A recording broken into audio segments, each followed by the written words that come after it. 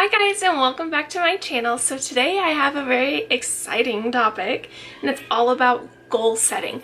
I know you've probably heard multiple ways of setting goals, but I wanted to dig in a little deeper and talk about lifestyle goals, those changes that need to be made. So if you watched my previous video, it was about being diagnosed with a genetic mutation and hyperthyroidism. So I've been gathering so much information, and it's been wonderful learning all this stuff, but super overwhelming.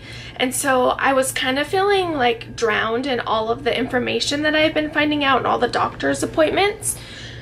And I needed a way to process all the information. And I had big changes that needed to happen in my life.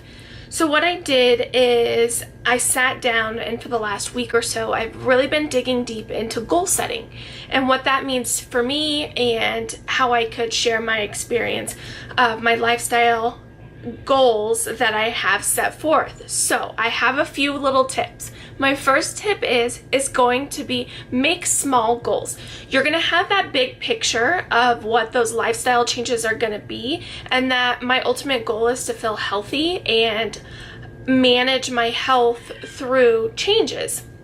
That's the big goal, right? Like I can see I'm fit, I feel good, I have energy, I'm not moody, and my skin's clear, and I kind of feel like I have it all together, because it is a trickle effect, right? Like if you're going to the gym, most likely you're going to eat healthy. If you're eating healthy, you're going to have more energy. If you have more energy, you're going to be doing more things, and then, all these doors are going to open up for you.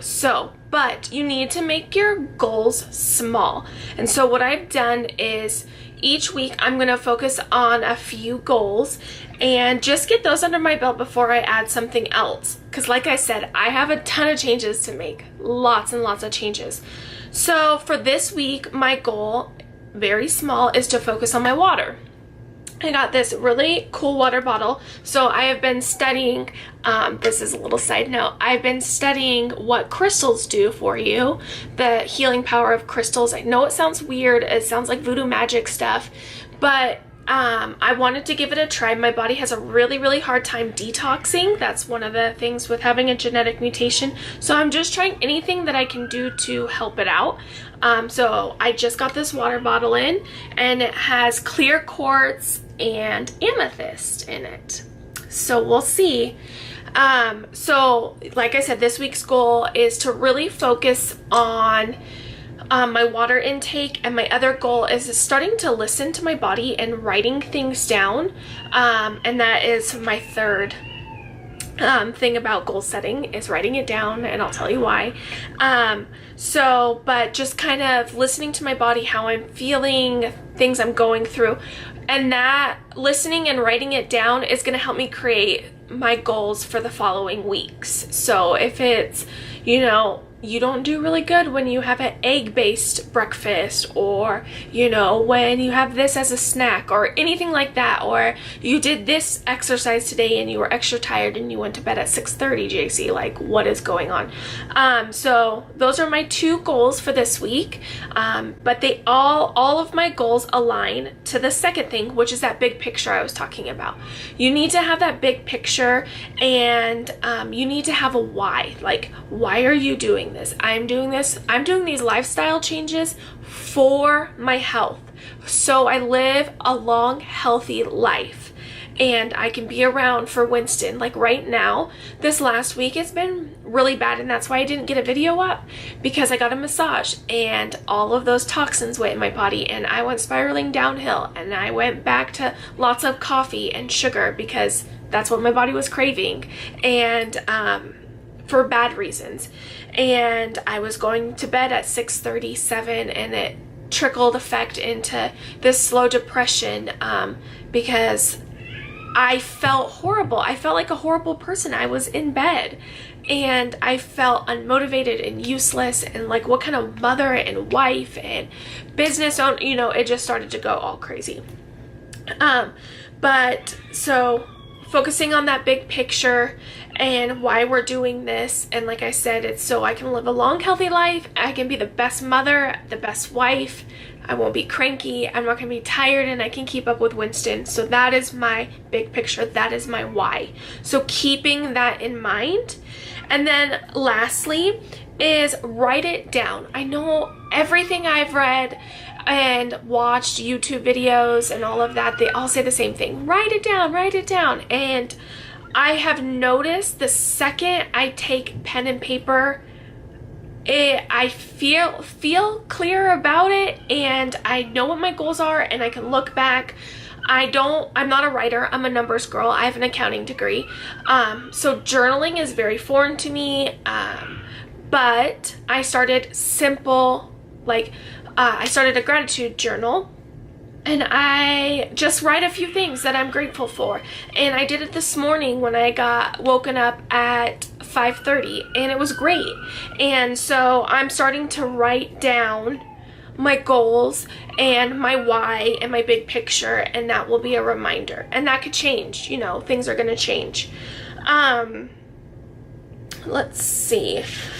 And one of the big goals too that most of you guys know that I've been working on is stress. So I want to walk you through how I have started working towards that goal, that big picture, that why. So first off, I break down the different stresses that I have in life. We're all gonna have some form of stress. That's just called life. That's called adulting. But there are some unnecessary stress, and my response to stressful situations, that's what I'm working on. So I write down all of the things that cause me stress. I made a list, and I'm focusing on how to either manage it, get rid of it. So you kind of prioritize that list. And one of the big things that I have researched and read about recently in like the last month or so, a lot of podcasts on this is what I've been focusing on, is organization and decluttering. So that is how I'm going to get to my big picture. And so I set small goals. One was our garage. Why? Because every time I pull into my garage, which is like at least twice a day, I would pull in and there was just a clutter mess. Stuff everywhere, stuff we weren't using, unorganized, I couldn't find things. And that is not the tone of what I want when I come home, because it started that boiling inside, that stress, that anxiety, and that led to other things. I got home, then Winston spilled his milk and the dogs did this. And since I started really high when I came through the garage door because of the way the garage looked, everything else, like I didn't have it in me to deal with. And so I'm really focusing on organizing and decluttering, and also that minimalist lifestyle. And I'm not talking like, hi, I only have 20 things in my entire life and that's all I need to live on. No, minimalist is have what you need and have things that you love. Those are the two things. Like everything else, if it doesn't have a purpose for you and you don't love it anymore, just get rid of it. And that is very, very hard for me, you guys. I'm talking very hard. Like I stored clothes at my parents' house in my old room because I could not get rid of them. And I sell clothing. Oh, well, I still am. Confusing. I still am selling clothing, and so I did not lack in the clothing department, okay? But I have this really hard thing with getting rid of things, but I've been doing so good, and it feels like every week I have a bag full of stuff to get rid of. So I'm slowly doing that in my closet. I'm doing in that household items, like I said, that garage.